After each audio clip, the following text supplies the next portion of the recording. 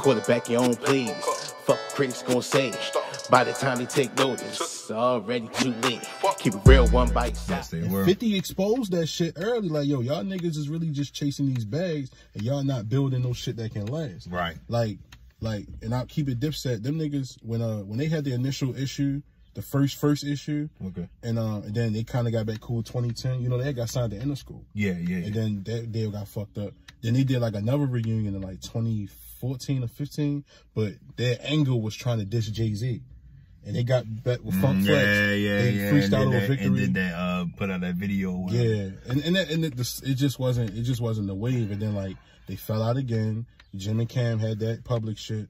And even though Cam is one of my favorite core rappers, Jim Jones is still one of my favorite rappers. Like, I'm a Jim Jones fan from his first album to the last one. That Poem album I still listen to. That's a classic, bro. That's a classic. That's a street classic. My girl, yo, we still listen. Come on, give me that dude. Give me that.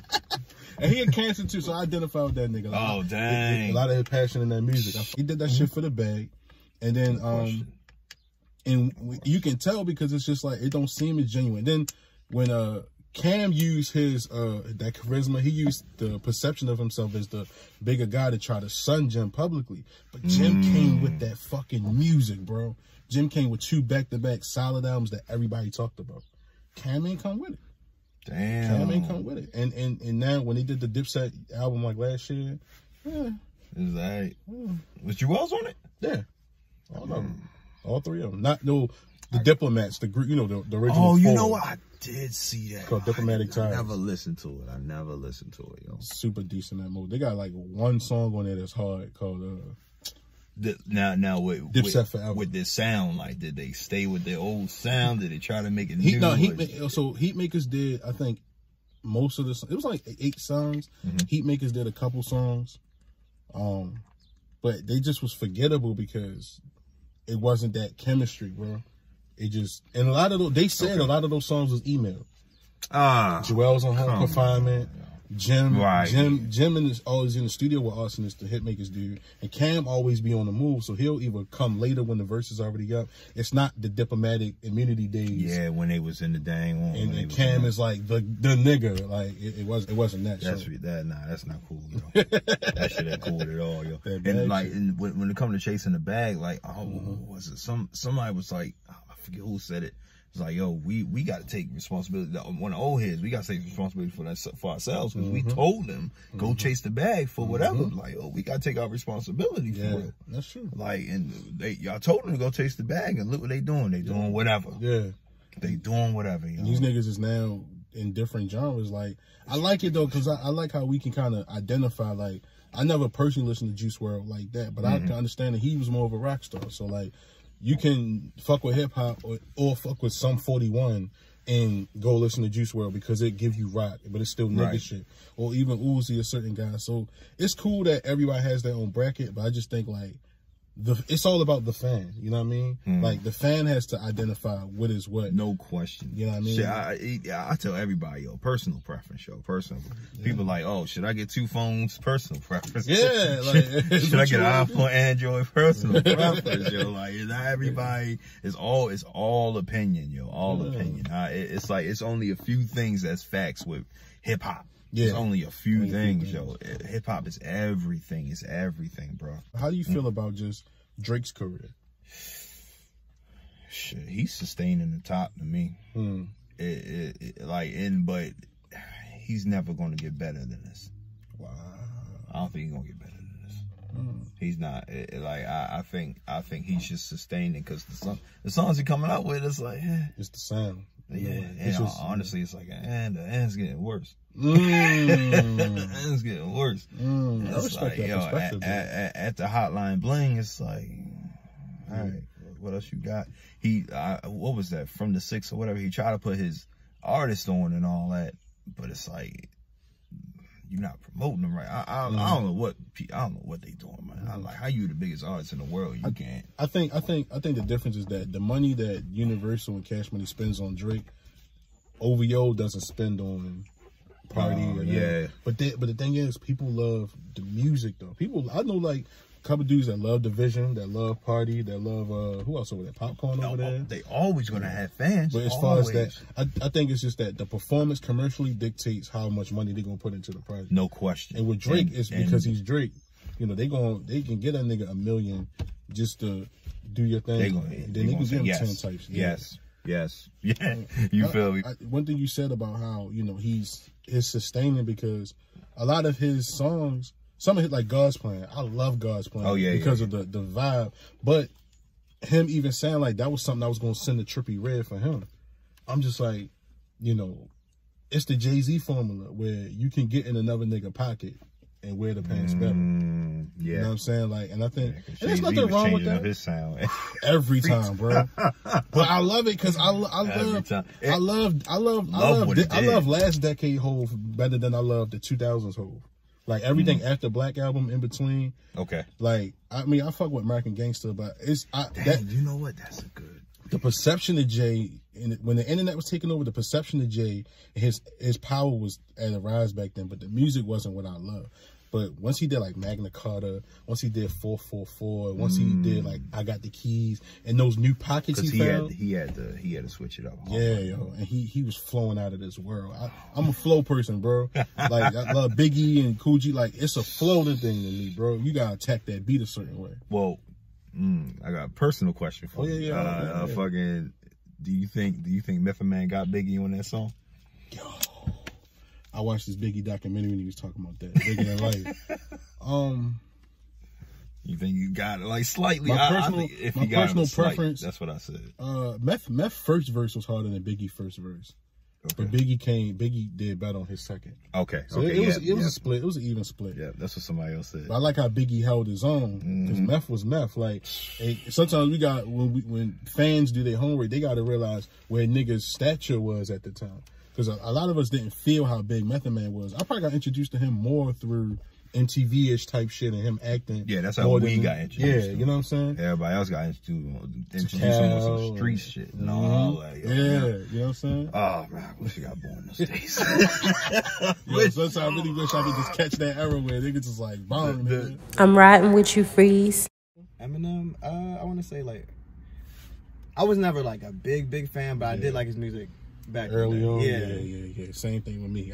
It's just different now, you know. Like it just seemed like the past 2-3 albums is like he's still trying to like prove himself when he doesn't have to. For one, too successful to prove himself. Also, you do agree there's a thing where like you overstay and you're welcome? Oh hell yeah! A lot of artists like, bro, it's one thing to be past your prime, but like, all right, like you don't have nothing to prove to nobody. You're Eminem, like. Yeah. We know you get busy. Yeah, not another album, bro. Like, and I think when I tried to listen to his last CD, he just was rapping too fast for me, bro. And that's that fast rap shit. It's just, for one, it's like, I don't like, unless you're Twister, I don't like rappers that do that. Or like somebody that ran with 3-6 or Bone Thugs, I don't like fast rappers. Do you remember when Joe Budden was going at Eminem? He was like, that you just rap words. That's when you should be saying words. I'm like, bro, rapping fast is cool, but it's just like, you're not really saying anything.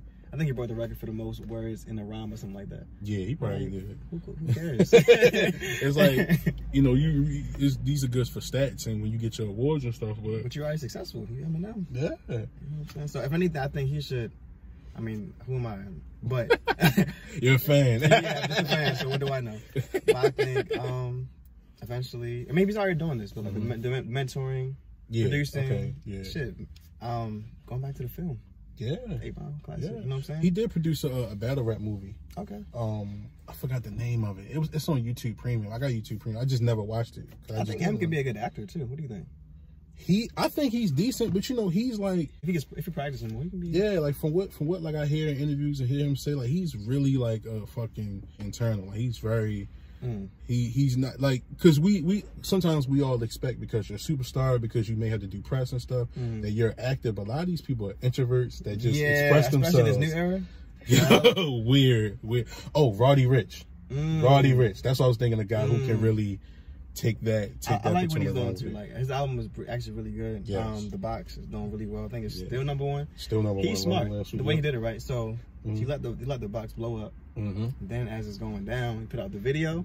Boost Crazy it right visuals. Them shit's tough. He got the best. He got some of the best videos out right now. Yeah, let's give credit where it's due. His videos are tough. So yeah, if he's still young, so.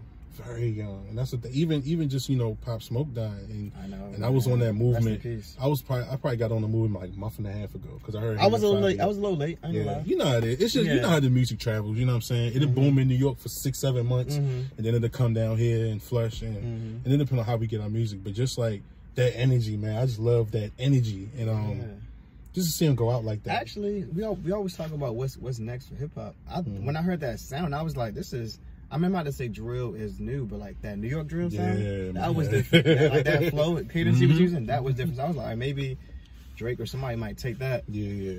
I like what because kind of like Bobby did it, kind of okay, and then like of course he go to jail and all that, and then like it started to be that wave of like New York, kind of like young New York energy. Because I mean, before all the BS happened, like 6ix9ine, I really rocked with 6ix9ine before all the BS happened. That's something I want to talk about too. Yeah, so it's like that energy of it not being quote unquote traditional New York, but then you have like a Griselda where it is the traditional New York sound. That still exists. Yeah, you know what I'm saying? Exactly. You can have both, and it's room for really everybody. Everything, as long as it's quality. That's all.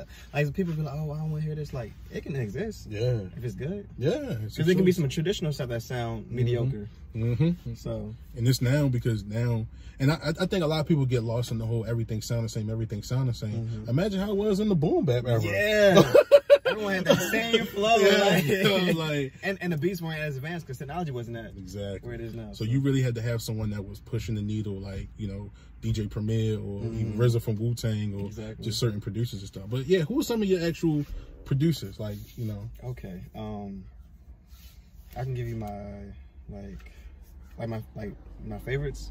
Yeah, whoever. You only got categorized. Just whoever. All right, so obviously, Gets Busy. Pharrell. Just Blaze. Timberland the GOAT. Okay. So now shift to some of the newer ones. Okay.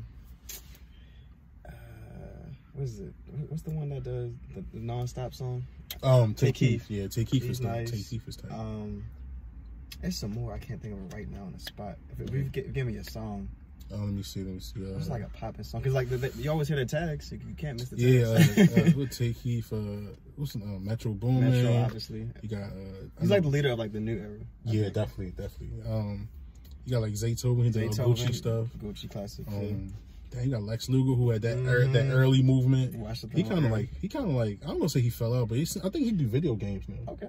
So that's more money. That's more money, less stress. London is popping. Oh yeah. He just did Summer Walker album.